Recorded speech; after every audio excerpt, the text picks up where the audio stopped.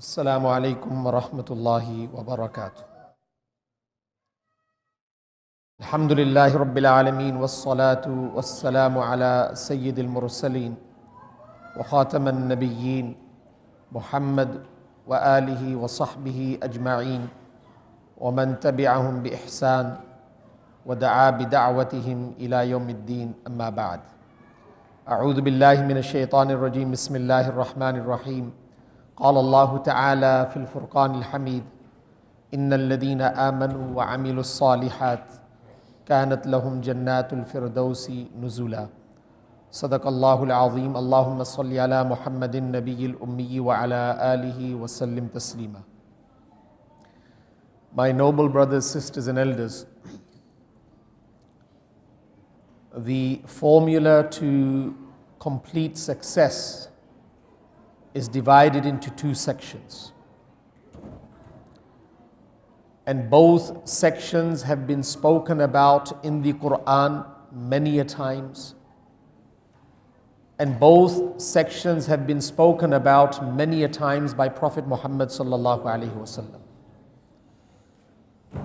The first part or the first ingredient to the formula of success is to attain faith, known as Iman. One day, one Sahabi said to the Prophet of Allah, Mal Iman? What is Iman? And Prophet Muhammad sallallahu alaihi wasallam, in a few words, explained Iman. He said, إِذَا سَرَّتْكَ حَسَنَتُكَ وَسَاءَتْكَ سَيِّئَتُكَ فَأَنْتَ مُؤْمِنٌ. That when good pleases you, when you commit to good, and after committing to good, you feel rejoice and happiness, and whenever you commit wrong, it leaves you upset, this is a sign of Iman. So Prophet Muhammad sallallahu alaihi wasallam, in this statement, he says that whenever you commit to good and you feel happy after committing to good, and whenever a mistake is made and you feel upset, this is Iman. Then one Sahabi said, Ayyul Iman afzal? Which Iman is afzal? Because there are different levels of Iman. Which Iman is afzal? And Prophet Muhammad sallallahu alaihi wasallam said, Al-Hijrah. Hijrah basically means migration. So the Sahaba said, Famal Hijrah? What do you mean by Hijrah? And Prophet Muhammad sallallahu alaihi wasallam said, Tahjurussu. To move away, to migrate from the valleys of darkness, evil and vice, and make it into the valleys of righteousness and piety. This is the highest level of Iman, or the superior level of Iman. Now, Iman is something that is concealed. You can't see it. It is not tangible. It is not visible. It does not have a visible or a physical shape. So how do we know what is the condition of the Iman that is concealed in the heart? For that, we come to the second ingredient to the formula of success, and that is good deeds. That's why Allah says in the glorious Quran, إِنَّ الَّذِينَ آمَنُوا وَعَمِلُوا الصَّالِحَاتِ. Those people that have faith and then they commit to good deeds, for them is Jannah. So good deeds in reality is a translation of the Iman that is inside. And bad deeds is a translation that the Iman inside has become weak. That's why Imam Ghazali, rahimahumullah, he divides the human body into two sections. He says one is the village of ilm and one is the village of amal.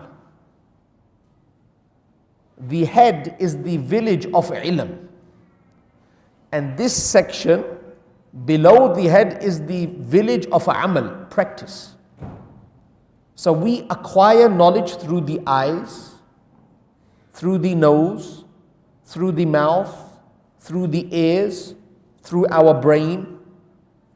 and it is all processed in the heart. It is all processed in the heart. And whatever knowledge we acquire through these doors of knowledge, the body, the village of amal, will start to practice upon it. So if we feed haya, modesty through the eyes, this body will create actions that demonstrate modesty. If we listen to truth, we will produce a'mal that are righteous and truthful. So this is the village of amal. And I say that we call this the factory of producing deeds. We should look at our body and say that Allah has given me this factory. And with this factory, I am going to create deeds. Deeds that are pleasing to my Creator. Because there is a very, very strong connection between deeds and our well-being. And that is our topic for today. Deeds have a very, very strong connection with our well-being. If there was a snake in this masjid, one snake, most probably the entire majma will disperse and run in opposite directions. Reason being is that everyone is aware of the venom that the snake carries. And if I become close to the snake, he may inject the venom and I may die. So a person is aware of the harm that can be caused by the snake. He's well aware, so he won't go close to it. And you don't have to educate anyone, everyone knows. If there was a lion in this masjid, even if the lion was sleeping in the corner, we will not come into the masjid. Because we know that if the lion wakes up, there is a possibility he will attack and I will lose my life. No one deliberately will jump into fire because he knows the harm of fire. Likewise, we have to realize that good deeds have an impact and bad deeds have an impact as well. Good deeds and bad deeds have an impact. The only thing is we cannot feel it and sense it and see it immediately. But there's a saying in English, it will come back to haunt you. Every sin a person commits, it does come back to haunt you. Sufyan Thawri rahimahumullah used to say that if I did anything wrong at night, early in the morning I felt that my conveyance, my animal is not obedient to me. My wife is not obedient to me. My children are not obedient to me. How can they be obedient to me when I was not obedient to Allah? How could they be obedient to me when I was not obedient to Allah one night before? So when a person looks at deeds with this nazriya, with this ideology, with this concept, it becomes very easy for him to commit his body, his energy, his time to good deeds, and at the same time to abstain from bad deeds. When I know that if I commit haram, I am touching fire. Allah says in the last verse of the first section of Surah An-Nisa, إِنَّ الَّذِينَ يَأْكُلُونَ أَمْوَالَ الْيَتَامَى ظُلْمًا إِنَّمَا يَأْكُلُونَ فِي بُطُونِهِمْ نَارًا. Those people that take advantage of the wealth of the yatim, the orphans, they should know that they are filling their stomach with fire. He doesn't feel it right now because Allah does not want him to feel it right now, because if he feels it right now, then his iman is not upon ghaib, on the unseen. It is iman on something that is visible. Everyone will accept when they will see akhirah. Even Fir'aun, when he was dying, Ramses, when he was dying, he said, Amantu billah, I believe in Allah. But because the veils were removed and he could see the other side, his iman was not accepted. There's a beautiful story on this. Harun Rashid and his wife, Zubaydah, chail kadmi karte the. They used to walk in their orchard. So one day, Harun Rashid, he left his wife behind and he was running down the track. En route, he found that Bahlol, who was a saintly person, he was sitting and he was making homes out of sand, like sand castles. So Harun Rashid said to him, "Oh Bahlol, what are you doing? Bahlol, what are you doing?" He said, "I am making this castle. If you buy it from me, I will make dua that Allah give you Jannah." Harun Rashid said, "How much will you sell it for?" He said, 1 dirham. Harun Rashid looked at the castle made out of sand, looked at Bahlol, thought about the 1 dirham and said that you are a pagala, you're a madman. And he just walked ahead. Didn't give him any importance. He passed by and then Zubaydah, the wife, came. Zubaydah said to Bahlol, "What are you doing?" He said, "I'm making this house out of sand. Would you like to buy it?" She said, "If I do buy it, what do I get out of it?" He said, "I will make dua that Allah give you Jannah. I make dua that Allah give you Jannah." How much is it? 1 dirham. She gave him importance. She gave the dirham to him and walked away. That same night, Harun Rashid saw a dream. And he found himself in this beautiful orchard, beautiful garden. And in that garden was a beautiful home, a house. And on the front door it was inscribed Zubaydah. So Harun Rashid said to the guard that this is the house of my wife. I would like to enter it. And the guard said that in this world you cannot enter, only the person can enter whose name is on the door, and that is your wife. So she has to open it. So early in the morning when he woke up, he ran to Bahlol. He found Bahlol sitting there making houses out of sand. So Harun Rashid said to him, "What are you doing?" He said, "I'm making houses out of sand." And Bahlol said, "Would you like to buy it?" He said, "Yes." He said, "If I do buy it, what do I get?" He said, "I'll make dua for you that Allah give you Jannah." He said, "What is the price?" He said, "Your entire kingdom." He said, "1 day ago it was 1 dirham and now it is the entire kingdom." Why? He said, "Yesterday it was ghaib and today everything has been seen by you." إِنَّ الَّذِينَ كَفَرُوا وَمَاتُوا وَهُمْ كُفَّارٌ فَلَنْ يُقْبَلَ مِنْ أَحَدِهِمْ مِلْءُ الْأَرْضِ ذَهَبًا وَلَوْ افْتَدَى بِهِ. When a person on the other side, a non-believer, when he dies and his eyes of his heart open to reality, he will give everything that this world contains to ransom himself from the chastisement. فَلَنْ يُقْبَلَ مِنْ أَحْدٍ. It will not be accepted. It will not be accepted. So coming back to the topic, Iman, this faith is accepted when we do not see anything. We do not feel the burning sensation in the stomach when we take advantage of the wealth of a yatim. But once we make it on the other side, a person will feel it. He will feel the burning sensation in his stomach, as made mention in the glorious Quran. Now, when a person connects deeds with positive impact, negative impact, he will take a back step. He will think. And this is what we have to do. This is what we have to do. In Australia, we have different fuels.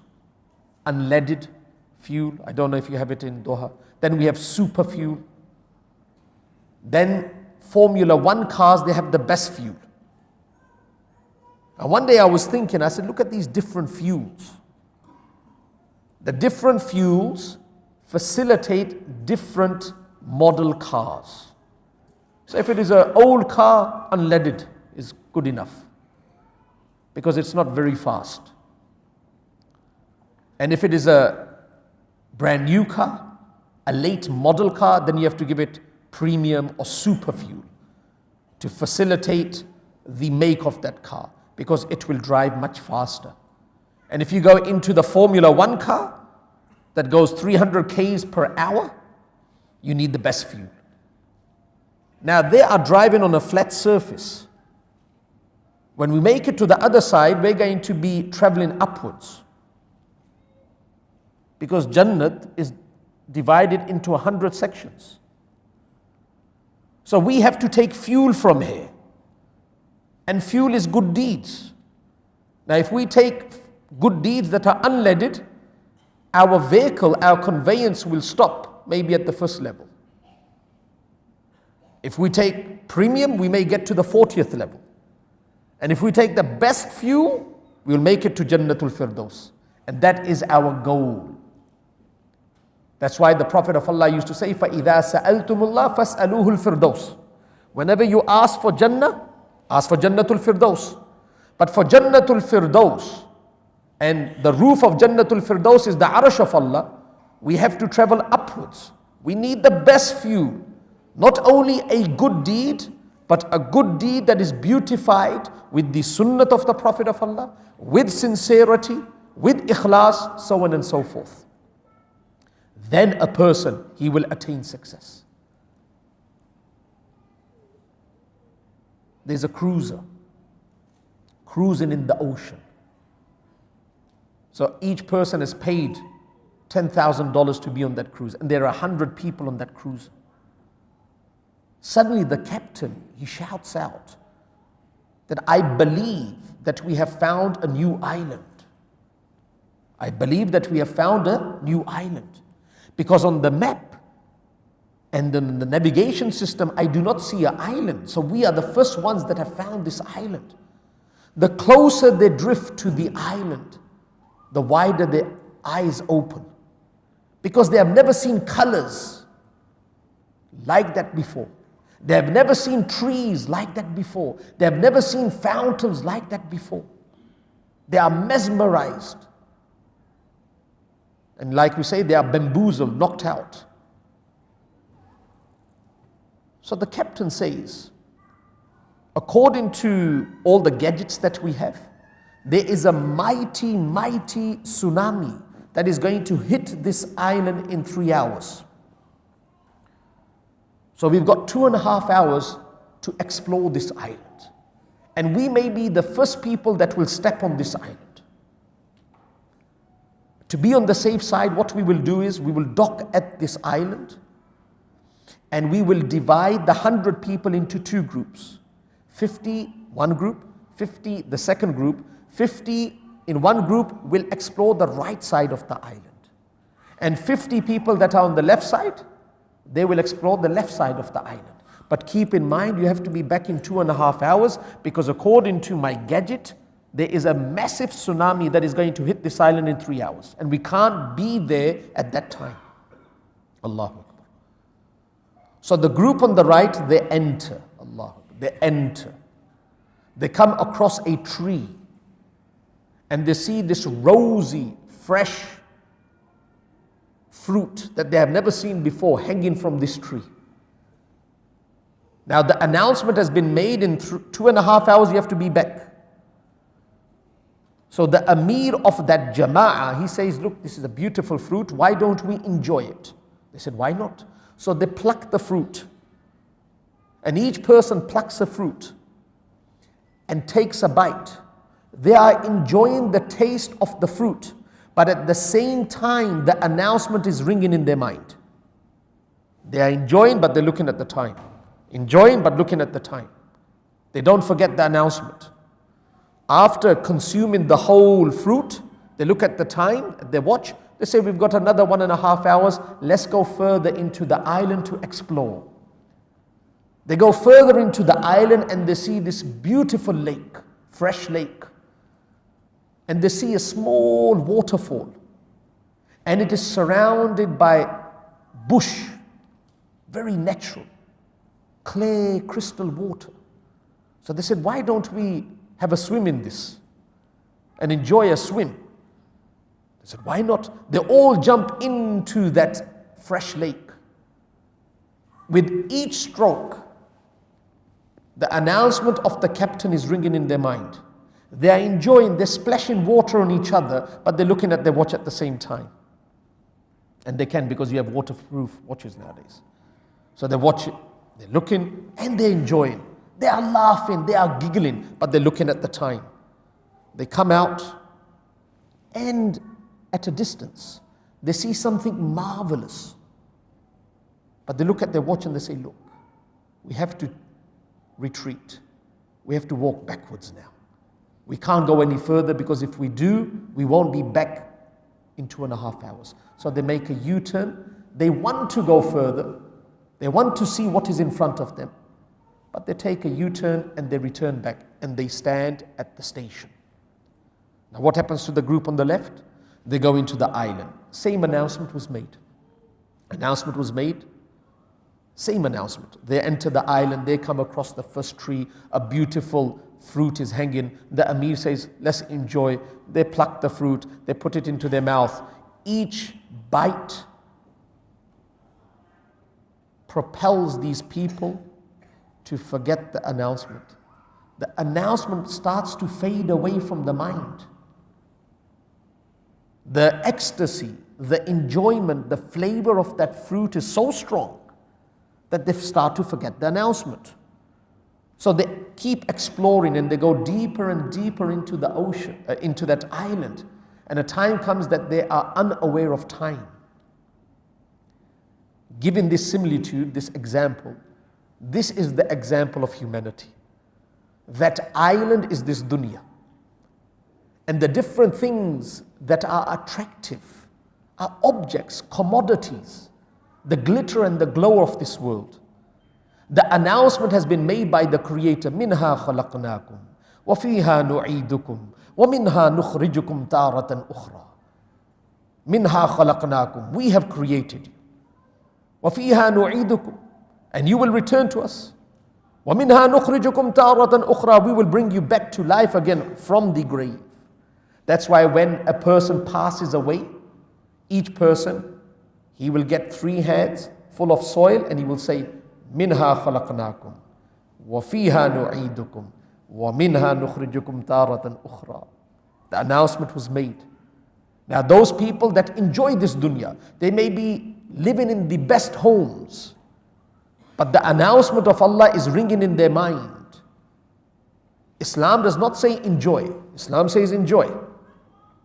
But whilst you are enjoying, don't forget that there is a life beyond this life. That is the ultimate life. That is the true life. Those people will succeed. They will eat the best foods. They will drive the best cars. They will sleep on the best beds. They will enjoy the company of the best people. But they will remember minha khalaqnakum. So every act of their life will be in conformity with the orders of Allah. They will succeed. But there will be a group of people that will forget that announcement. So when the tsunami comes, and tsunami is death, they will not be prepared. They will be left on that island. Allahu Akbar. This is life. We have to gather good deeds. You know, a person has a credit card. When you travel, you have a credit card.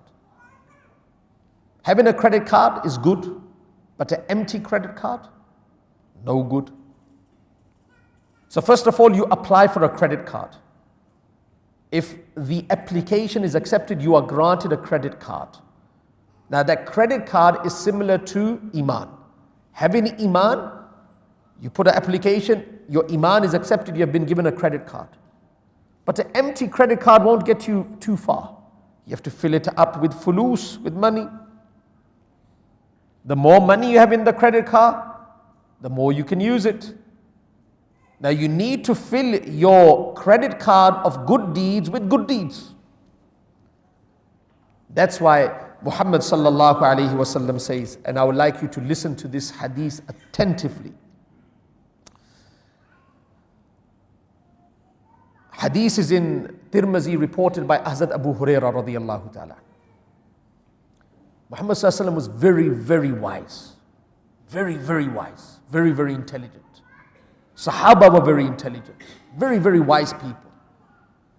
I'll just give you one story of the wisdom of one student of Muhammad sallallahu alaihi wasallam, so you can understand.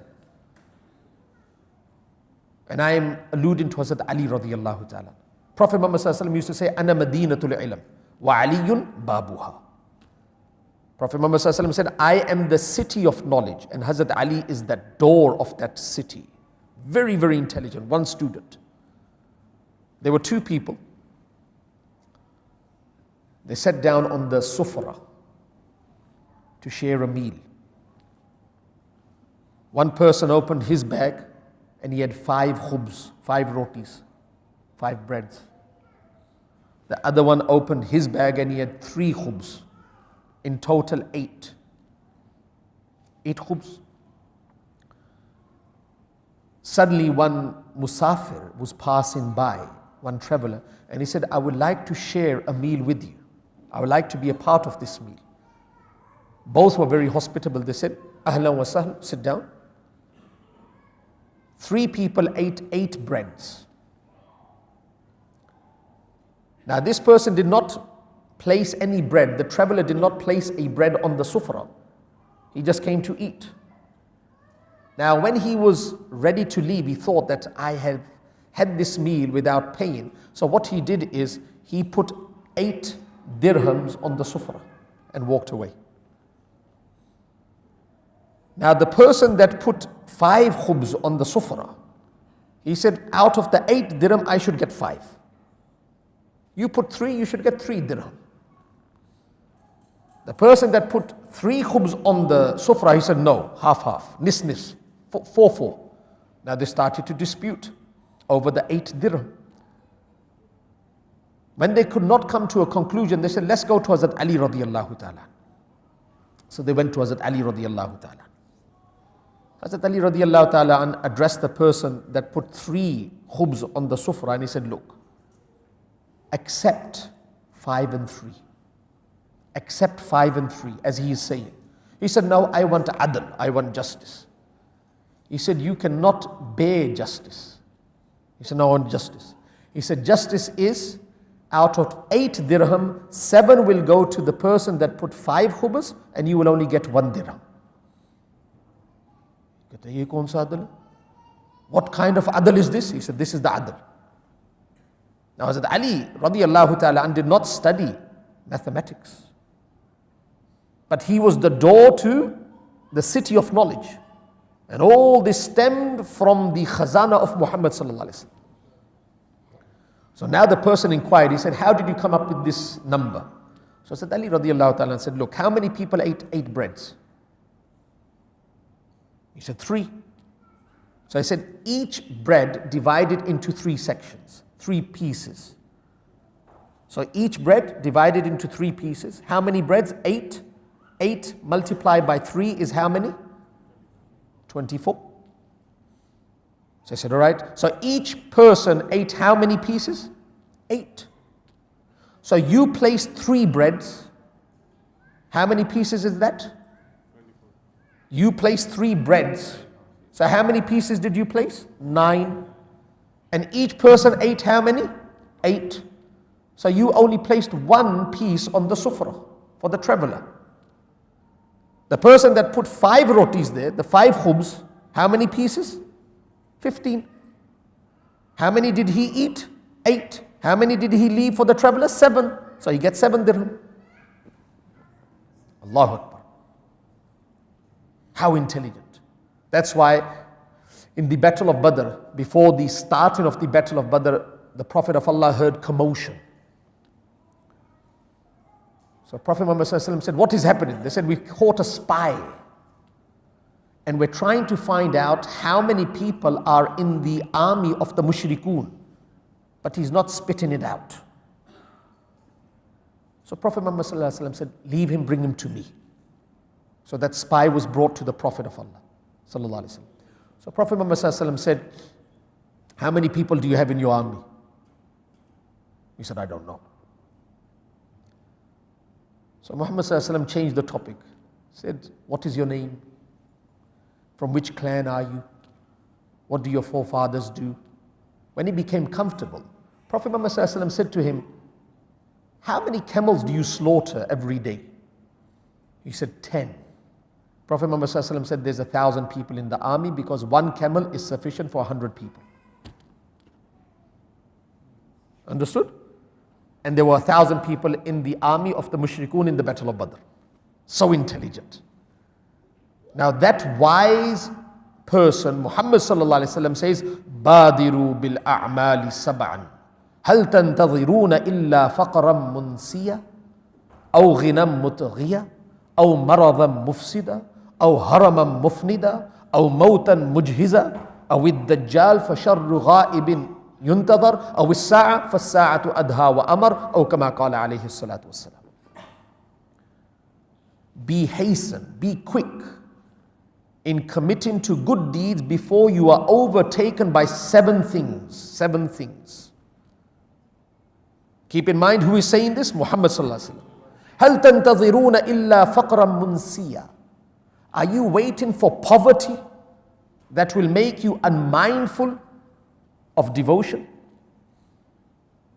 In Indonesia, because it's close to Australia, we go to Indonesia to give da'wah. And in a island, we came to know missionaries are working upon the Muslims that are poor, that have been struck by destitution and poverty and faqr. And in a few islands, 400,000 Indonesian brothers have denounced Islam. 400,000, and this is 10 years ago. One of our brothers, he was going with a few brothers to give da'wah in Indonesia. There were 4 or 5 brothers for 40 days. And on that plane, there was a priest with his family, with his wife and his children. So they started to talk to each other. And that priest said to the Muslim brother, "Where are you going?" He said, "We're going to visit our Muslim brothers." He said, "How long are you going for?" He said, "For 40 days. Muslim asked him, "Who are you?" He said, "I'm a priest." He said, "Where do you think you're going?" He said, "We're going to work upon your Muslims to show them the truth of Christianity." He said, "How long you're going for?" He said, 5 years. 5 years. Allah. He went for 5 years, this person, with his family. And what they were doing in that town was amazing. People were struck by destitution. So the people entered the town, the missionaries, and one fine night, they will put a parcel of food on the door of these poor people. Early in the morning, they will wake up and they will find food. That same day, the priest will come and they will say that Jesus came last night. Did you receive anything? They said, "Yes, we received a parcel." He said, "Jesus come to save you." هَلْ تَنْتَظِرُونَ إِلَّا فَقْرًا مُنْسِيًا. Are you waiting for poverty that will make you unmindful of devotion?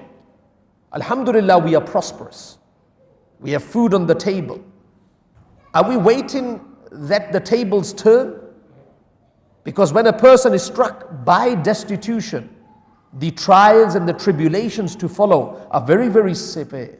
أَوْ غِنًى مُطْغِيًّا. Or are you waiting for prosperity that will make you rebellious? And this is our condition. We are trying to achieve a better standard, a higher standard, known as ghina. Are you trying to attain prosperity that will make you rebellious? Now we come to the masjid. Now we are devoted. There is a possibility that if Allah gives us prosperity, we will become mutakabbir. Fir'aun, he was mutakabbir. What did he say? Ana rabbukumul a'la, because he had wealth. How many people, when they are struck by problems, they make a lot of dua. But once problems are removed and Allah gives them wealth, they forget their origin and they forget Allah. Oh, ghinam mutghiya. Are you waiting for prosperity that will make you rebellious? Oh, maradam mufsida. Or sickness that disables you? We are very, very healthy. One day, and this was an eye-opener for myself in Australia, This was in the early 2000s, 2001, 2002. I washed the bodies there. Normally we wash the bodies there, the imams wash the bodies. So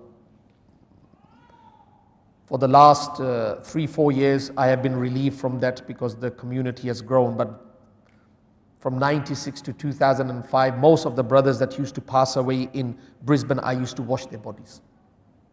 One day we received a call from a hospital, Allah, said that there is a person brain dead. He's brain dead and he's in the hospital with his family. We would like you to come and counsel the family. I said that, who is the family? They said the family are tourists. They have come from Holland. They have come from Holland. I said, do they speak English? They said, yes, they speak English. I said, what happened? Over the phone. They said, what happened is that in Australia we drive right hand. In his country they used to drive left hand, as Doha is different than Australia. So he was with his girlfriend. This person was with his girlfriend, Muslim guy, with his girlfriend in Cairns. And he was on the wrong side of the road. A bus was passing by. Now you see the mirror of a bus, it's pretty wide, pretty big. It hit him on the head at 100 km per hour. And he dropped and he was brain dead. But what really shocked me is I said, who is this person? He said that he was the most talented soccer player in Holland. And he was to be signed up with the national team. He was a Moroccan guy.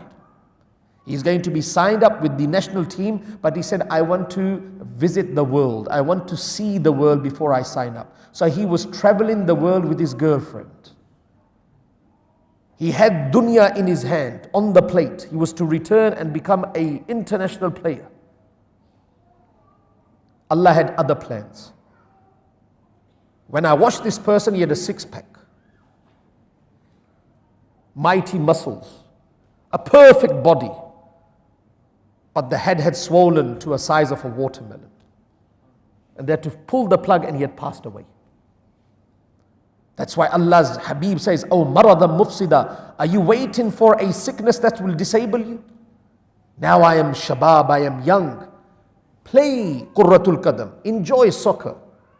But use this body in the obedience of Allah as well. If we can play soccer for 1.5 hours, why can't we use this body to commit to ibadat for 1.5 hours? Why can't I stand in front of my Allah throughout the night for 1 hour? If I'm taking care of the body, what about the soul? Why don't I gather good deeds?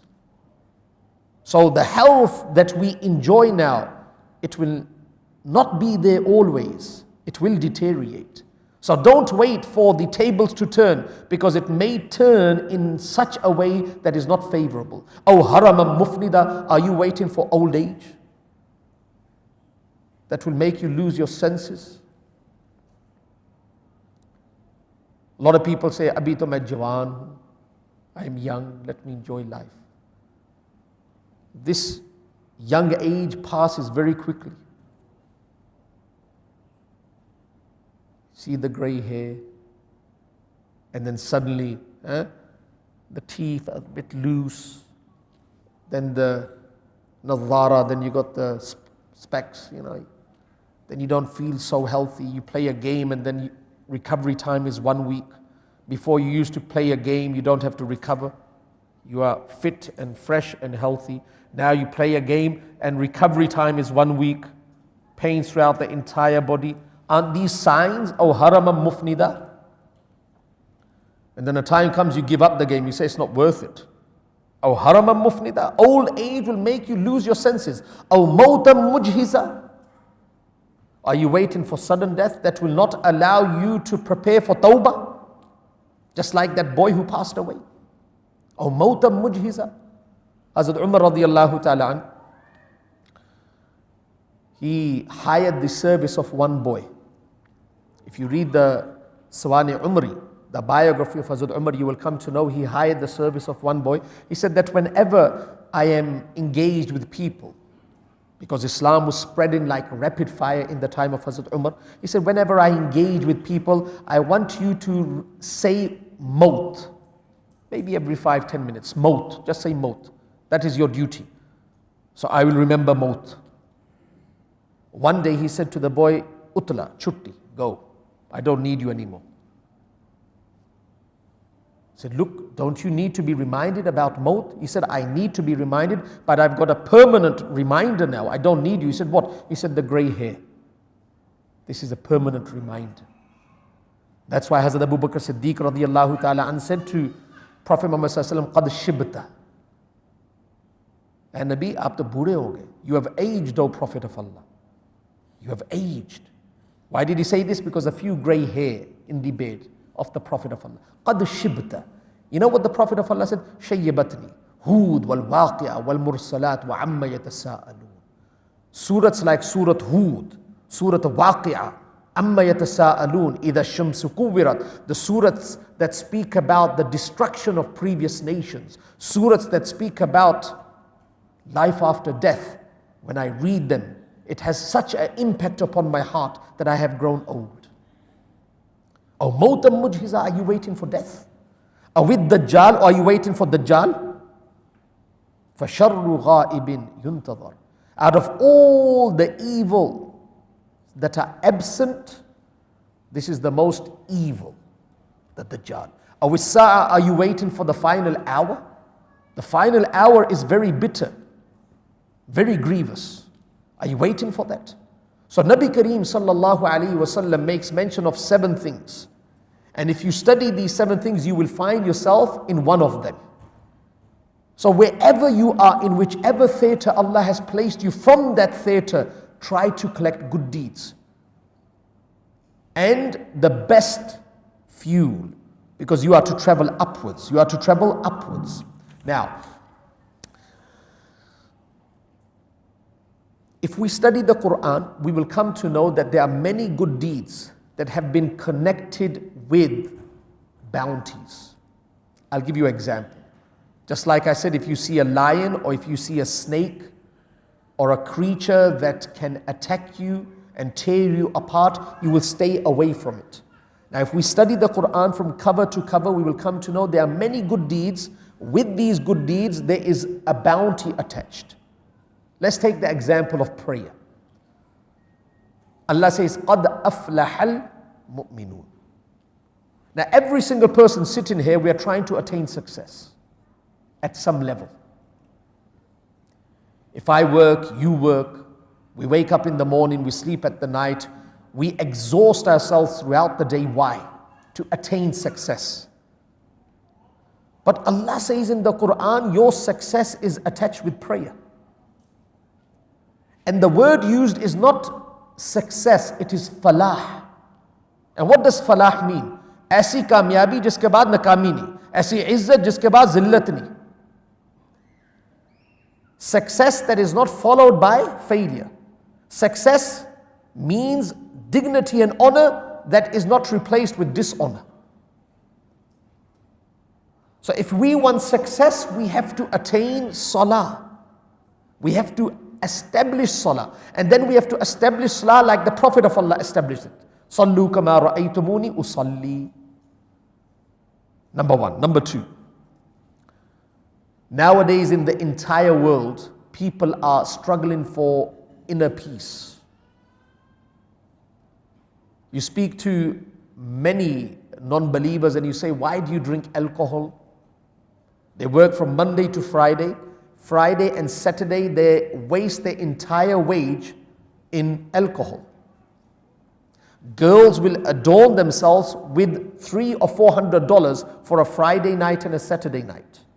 And you will find these people lying in the gutter Saturday morning and Sunday morning. And you say to them, what is this life? And they say, oh, it's terrible, we won't do it. And you find them drinking the same night again.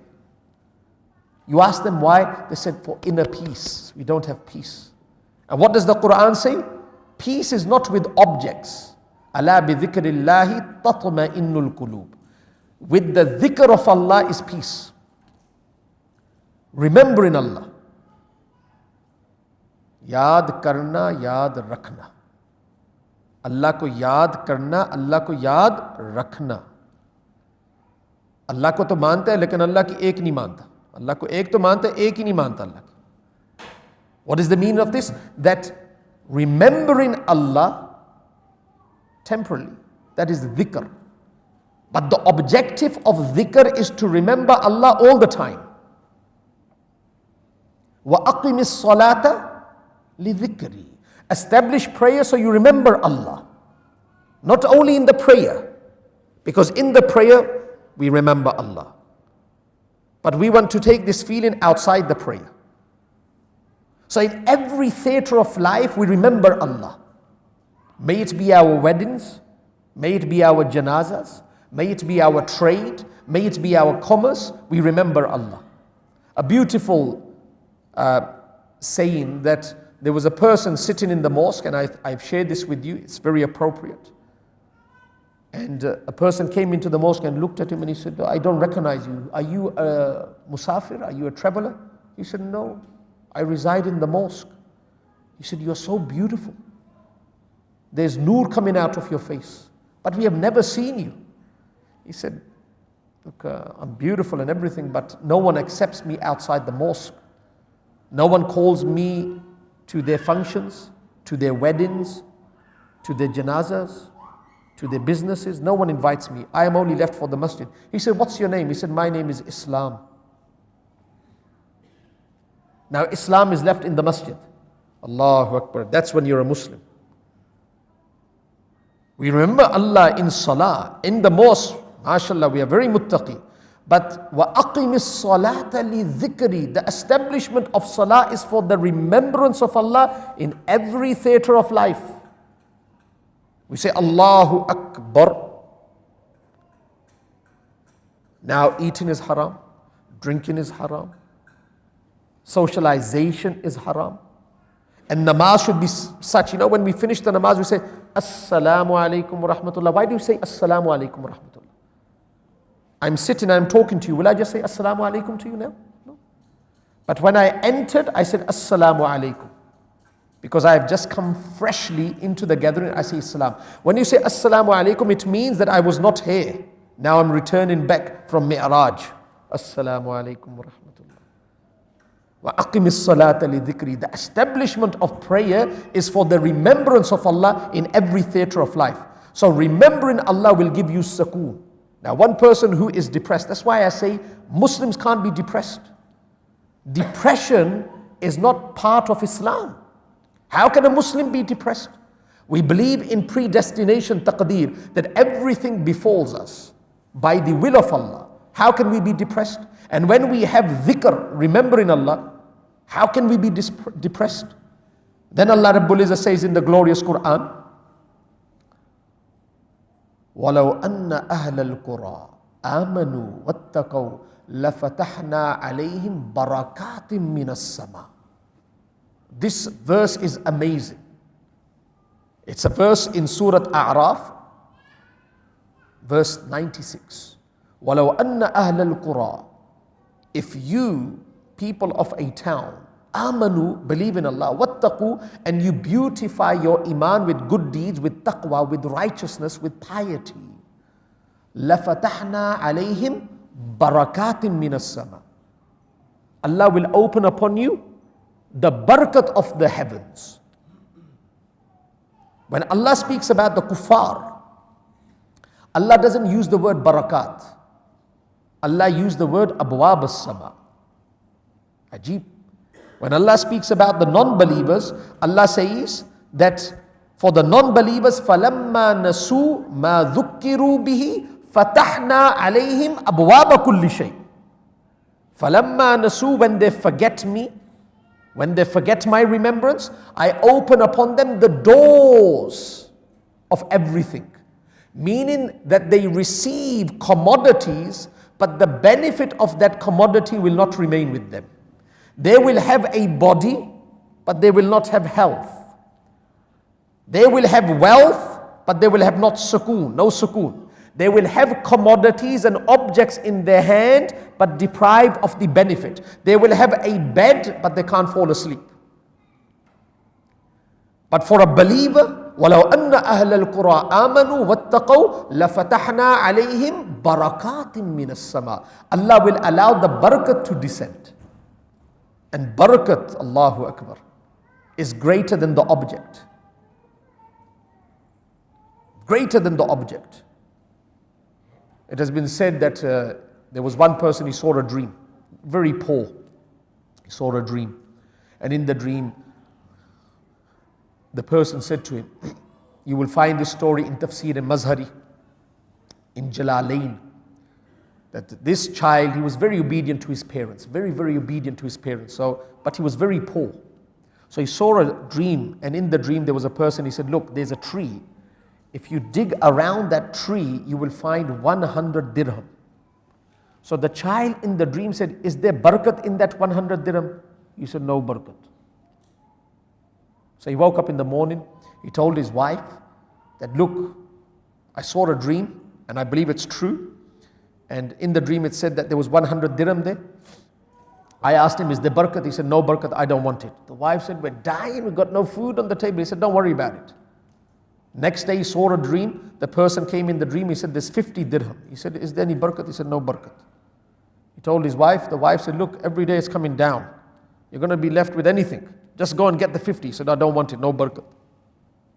Third day he saw a dream. Person came. He said that if you dig, you'll find 1 dirham. He said, is there barakat? He said, there's barakat. So in the morning he told his wife. The wife said, you go and get the barakat. So he goes and he digs and he finds 1 dirham. Now with that 1 dirham, he says, what am I going to do with 1 dirham?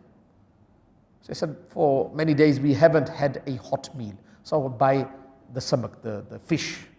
So he goes to the supermarket, buys a fish, brings it home. When they cut it, inside there's a diamond. Barakatim minas sama. This is called barakat. For the non-believers, doors open without barakat. For a believer, not doors. Everything opens but with barakat. Allahu Akbar. So, if we want success, we establish prayer in our life. If we want sukoon, we establish dhikr in our life. And if we want barakah to descend, we adorn ourselves with taqwa. And what is taqwa? Hazrat Umar radiyallahu ta'ala said to Ubay bin Ka'b radiyallahu ta'ala, what is taqwa? Ubay bin Ka'b said that taqwa is like a person enters a room or a garden. In those days, they used to wear very baggy clothes. They used to wear baggy clothes. In those days, they used to wear baggy clothes. That's why Hazrat Abu Hurairah radiyallahu ta'ala cats in his sleeve. So to have a cat in your sleeve, you can't have this sleeve. It must be a very baggy sleeve. So he sits in the majlis of the Prophet and you find a cat dropping from his sleeve. So they used to wear baggy clothes. So Ubay bin Ka'b said there's a track. On the right and on the left of that track, there is bush and there are thorns. So what will the person do? Naturally, he will gather his clothes in such a way that it does not get entangled with the thorns. And when he's walking, he will walk mindful of his right and his left. Because if he falls to one side, his cloth will be entangled with the thorn and it will rip his cloth. And he will walk with focus, with attention, and he will walk through the garden. He will walk through the garden.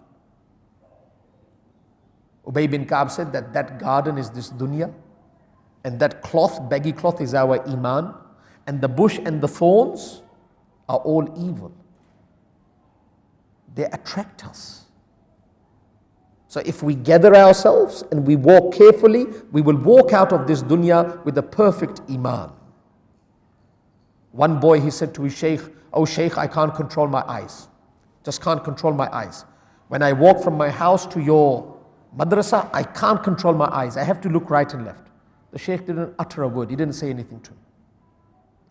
After a couple of days, he gave him a cup of hot milk. He said, look, take this hot milk and drop it at my wife's house.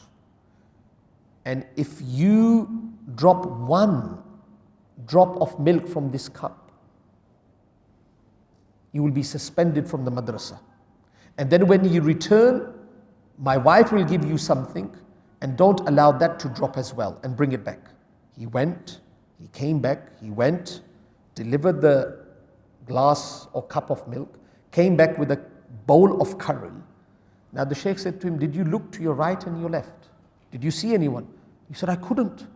My whole focus was the cup. My whole focus was the cup. When I was going, it was the focus that I don't want any milk to drop. And when I was coming back, I didn't want the curry to drop. That's why if you can focus properly, you will save yourself from evil and safeguard your iman. Now, further to this, one is practicing good. I'm giving you a few points. One is practicing good, but one is practicing it in the right way. For example, the Quran says, قَدْ أَفْلَحَ الْمُؤْمِنُونَ. If you pray, you will attain success. But at the same time, Allah says, فَوَيْلٌ لِلْمُصَلِّينَ. Woe upon those people that pray. So if a person is praying, but he's not praying properly, he is attracting the wrath of Allah. That's why it has been said, one person, a Qari, mashallah, the Qari Sahib of the masjid, beautiful qiraat. So, Qari Sahib and people like him that dedicate their life to the Quran, on the day of judgment, Allah will say to them, Iqra, wartaqi, warattil kama kunta turattilu fi dunya. Read like you used to read in the dunya, and pass through the different stages. But on the other hand, there are some people, rubba qari'in, qara al-Quran wal-Quran yal'anuhu. There are many people that are qaris, when they read the Quran curses them. For example, he reads a verse of the Quran, la'natullahi ala al-kadhibin, the la'nat upon those that are liars. Now the person reading is a liar. He's cursing himself. So we have to be very, very mindful when we are praying that this prayer does not come back to haunt us. Because many people, they pray, their mind is not in the prayer, they do not commit their soul to the prayer, and then this prayer is wrapped up in a dirty cloth and thrown back at them. Allah does not want such a prayer. He's reading the Quran and he's going through certain passages of the Quran and he's not realizing that he's cursing himself, because he is a culprit of that crime. So it is very, very important that we remember that. Now, if a person does attain good deeds, there are two rewards. من عمل صالحا من ذكر أو أنثى وهو مؤمن فلنحيينه حياة طيبة وَلَنَجْزِيَنَّهُمْ أَجْرَهُمْ بِأَحْسَنِ مَا كَانُوا يَعْمَلُونَ. Two rewards for good deeds, for good iman. Number one, Allah will grant you a beautiful life, hayatan tayyiba. Now, hayatan tayyiba is a term that is inclusive to barakat, inclusive to enjoyment, pleasure, everything. And the second reward is وَلَنَجْزِيَنَّهُمْ أَجْرَهُمْ بِأَحْسَنِ مَا كَانُوا يَعْمَلُونَ. That on the other side, Allah will grant you the reward of your good deeds. And if a person commits to evil, then there are two punishments. وَمَنْ أَعْرَضَ عَنْ ذِكْرِي فَإِنَّ لَهُ مَعِيشَةً ضَنْكَ وَنَحْشُرُهُ يَوْمَ الْقِيَامَةِ أَعْمَى. That Allah will make his life miserable in this world. Despite having everything, his life will be miserable. And number two, on the day of judgment, he will stand blind. Allahu Akbar. If you study the ahadith that depict the horror of the day of judgment, think about it, people standing in the state of nudity. Every person from the time of Adam alayhi salatu wasalam till the last person. Then every jinn. Then angels. Now we can't see jinns. There are jinns in this masjid, but we can't see the Muslim jinns. You will see the jinns. You will see the malaika. You will see the hellfire. You will see Jannat as well. On that day, a person stands and he's blind. That increases the anxiety. If I am in this masjid, you are in this masjid for many, many years. But if you turn off the lights and it is dark, you will be scared. You may trip over an object that is in the masjid despite being in this masjid for many, many years. Just take the light away and you are in a territory that you're not familiar with, even in your own house. Think about the Day of Judgment. You've never been to the Day of Judgment. You've never been to that ground before. You've never been among such a mess of people, human beings, jinnat and angels, and Allah takes your eyes away. وَنَحْشُرُهُ يَوْمَ الْقِيَامَةِ أَعْمَى. You are blind to my ahkamat, to my orders. Now I will take your eyes away. You will be blind on the Day of Judgment. So it is very, very important, my noble brothers, that we collect good deeds. The topic is very vast. I had so much prepared, but I'm running out of time. So I'm trying to gather and finish my talk. There's one hadith that I will draw your attention to. I think this will encourage us to commit to nobility and to good deeds. لو أن رجلا يخر على وجهه من يوم ولد إلى يوم يموت في مرضات الله عز وجل لحقره يوم القيامة أو كما قال عليه الصلاة والسلام. And I would like you to dive into the statement of the Prophet of Allah. The Prophet of Allah says, a child is born. From the time it is born, that child falls into sajda. Why did the Prophet say sajda? Because wasjud waqtarib. The closest you can become to Allah in this dunya is through sajda. So لو أن رجلا يخر على وجهه من يوم ولد إلى يوم يموت. From the time he was born till the time he died, he placed his forehead in sajda. في مرضات الله عز وجل. To please Allah Rabbul Izzat. Now think about how much good deeds he will gather. He hasn't committed a sin because his whole time is in sajda. So he has accumulated such a reward. But on the Day of Judgment, when he is in that theater, لَحَقَّرَهُ يَوْمَ الْقِيَامَةِ, he will consider his good deeds to be insignificant. When he looks at his deeds, he will say that this is not good enough.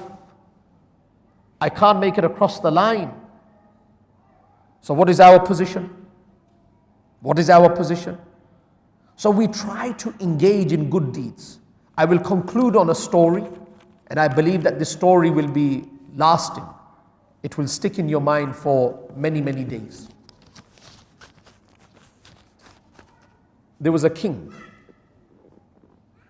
He had this massive, massive garden.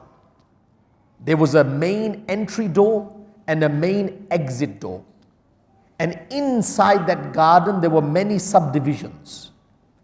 And in those subdivision gardens, there were trees that had many, many fruits. So one day the king called one of his servants and he said, look, I'm giving you this basket. I'm giving you this basket. And I would like you to enter from the main gate and pass through the small, small gardens and exit from the main gate. He said, that's pretty simple. What do I have to do? He said, you have to pluck fruits. You have to pluck fruits. That's what you have to do. Pluck fruits. So he said, all right, that's pretty simple. I will pluck fruits and I will fill the basket and I will give it to you as a gift. The king said, go. He went into the first garden. He entered through the main gate and he made it into the first garden. He looked at the tree. There was a beautiful fruit hanging. He looked at it. And he was ready to pluck it. And he said, oh, why should I pluck it right here? There may be a fruit that is better than this in the next garden. And why should I carry this excess weight? I can carry an empty basket. I will pluck from the next garden. Now the condition the king set is that if you exit a garden, you can't return back. So he exited this garden. So he couldn't come back to it. He came to the next garden, there was another tree there, and there was fruit hanging. The same thought came through his mind, why should I take from this garden? There's a possibility the fruit in the next garden is better. And why should I take this excess weight? So he went to the third garden, he couldn't return to the second and the first. He kept doing this. Now there were only 2 gardens left. When he went to the second last garden, the basket was empty. He looked at the fruit and the fruit was rotten. Absolutely rotten. He said, oh, I can't pluck this fruit because it's not good enough to be presented to the king. So now he is on the waiting list. Meaning that it's a chance. I have to make it. I can't return to the previous gardens. I will go to the final garden praying that there is good fruit hanging from the tree. He goes into the last garden and all the trees are nude. They have nothing. He exits from the main gate and there's an empty basket. What is the meaning of this dream? Every day is a garden for you. And every day there are fruits hanging for you. Don't delay it to the next day. Shaitan is very, very intelligent. To a non-believer, he says, this is okay. To haram, he will say, zina is okay. No worries, don't enjoy life. They will commit zina. But to a Muslim, he can't say that zina is halal. He never comes to the Muslim and says that this is halal and do it. What he says is, we'll make tawbah afterwards. We'll make tawbah afterwards. And if once a person has the feeling that I should commit to a good deed, he said, indeed, do the good deed, but do it tomorrow. His way of dealing with the Muslim is very different. He makes us postpone our agenda, our idea. So every day that is passing, we are leaving our basket empty. Now what happens is that when we are very old, then we make dua, Ya Allah, have mercy upon us, with the empty basket. So my noble brothers, sisters, my stay here has been beautiful. All the brothers that invited me and contributed in inviting me and sharing a few moments with you. I'm a person like you. You make dua for me, I make dua for you, that our basket is full with beautiful fruits that we can present in the court of Allah. So Allah can give us ajr upon that. And as I said yesterday, it is not a matter of sharing knowledge. What we should be thinking of, myself and my brothers and sisters, that whatever has been said, if it is correct, Allah give us the tawfiq to implement. If we can bring this into our life, if my brothers walk out and they make some change to their life for the better, then this program, this barnamaj is productive and constructive. Allah Rabbul Izzat accept what has been said. If there was any shortcoming, Allah Rabbul Izzat forgive me. Allah unite us as we are united here in Jannatul Firdaus. Subhanakallahumma wa bihamdika. Ashhadu an la ilaha illa anta astaghfiruka wa atubu ilayk. Assalamu alaikum wa rahmatullahi wa barakatuh.